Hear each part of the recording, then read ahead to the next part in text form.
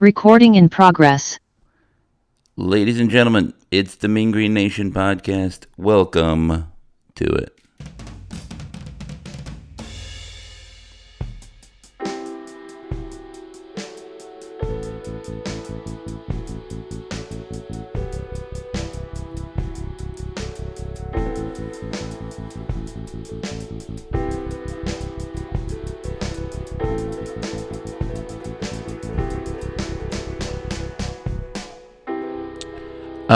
Folks, Sunday mornings, especially the ones with the time change where you fall back and you get an extra hour of sleep, are always a little cozier, a little more enjoyable. I don't have coffee or anything like that because I kind of stayed in bed just a little bit longer because my bed felt a little cozier, It's like, the pillow. So sleepy. So sorry, wife. I think I'm cheating on you with my pillow. It's so cozy. After a Mean Green win to go 8-1 against the Naval Academy. Aldo, I brought this out because I know you're a big fan of the Dodge era, so I got this. My favorite. Like how this winning just has me nostalgic for the time where we weren't winning. You got one of them. Did he win 8 games across his whole career? I wonder that. I might have to look that up. I think, wasn't it just 6 wins? I think it was just 6. I got the 3 of them. Wow. Can we look at that? What do we think? Do we have a statistician? We need to get to the level where we have a statistician. So we can be like, please, look that up. I'm like, oh, yeah, sure, I'll do it for free. I will look it up. I know where to go. Okay. I'll let you do that. Folks, your favorite little football program, the University of North Texas.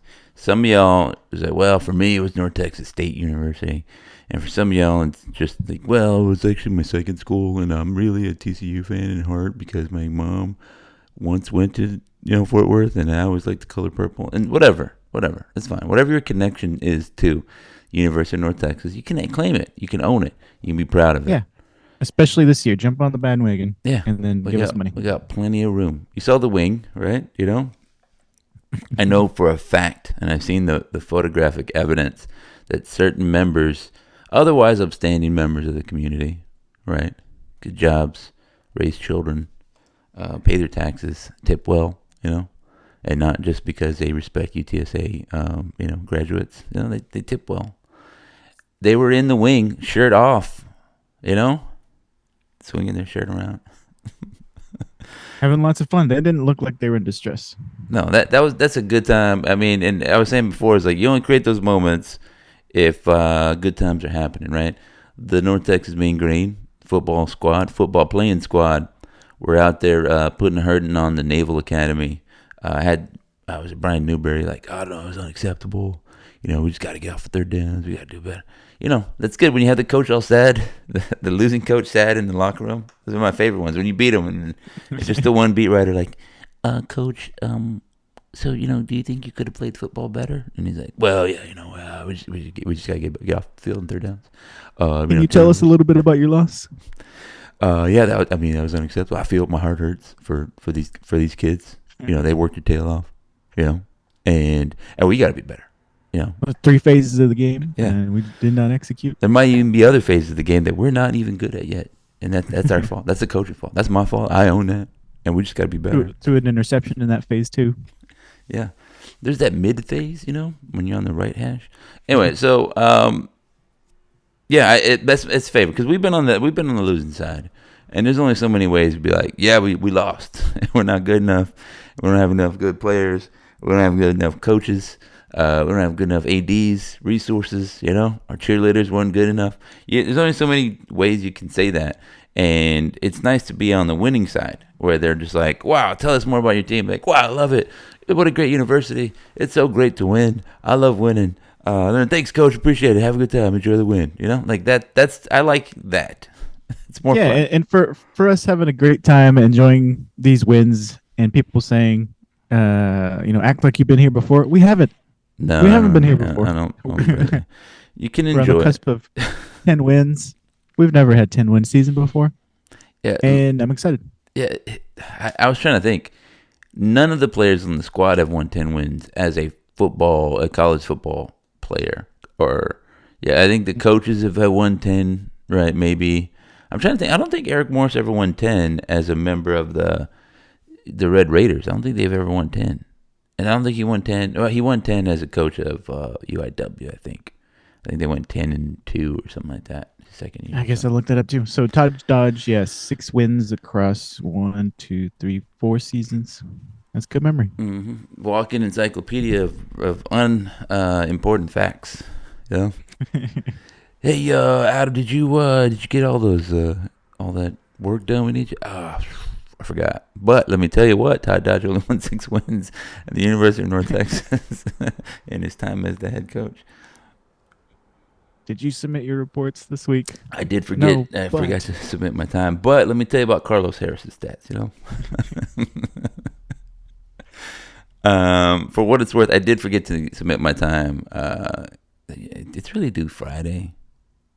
But then, like, everybody wants it done, like, Thursday at noon. I was like, how do I know what I'm going to do on Friday? How do you know? Yeah, ours is due on Wednesday, and it's such a pain in the ass tracking people down. Get your time in. Did you put your time in? Don't forget you're going to be on vacation. Yeah, I hate that. I kind of wish, and a little bit, I just had the clock, so I could just, like, clock in, clock out. That's it, I know when I'm leaving, I know when I'm not working. Just check when my laptop closes. Done. All right, his laptop closes, he's out, Did you submit your time? Yeah, I was spending a lot of time thinking about the University of North Texas Mean Green, football and team, because 8-1. And I don't know if they've done it yet. I had some HSOs, so I was getting ready to go to this. Went to a Brazilian pizza party last night. A friend of mine is Brazilian, and he's like, Adam, I used to own lots of pizza places. Come to my house. So we went to the family. He's making pizza there. I was like, this is kind of funny. Everybody's like laughing and drinking, playing like Brazilian music, a lot of Portuguese music that I can't understand, dancing samba. And then he's there making pizzas. He's like rolling on iron. He's a big dude, He's like, he can handle it. But I was just like, you invited over to like watch you work, It's all part of the experience. Yeah, I guess he's like, immerse yourself. But then he's kind of like, hey, what do you want on your pizza? And people are like laughing and joking.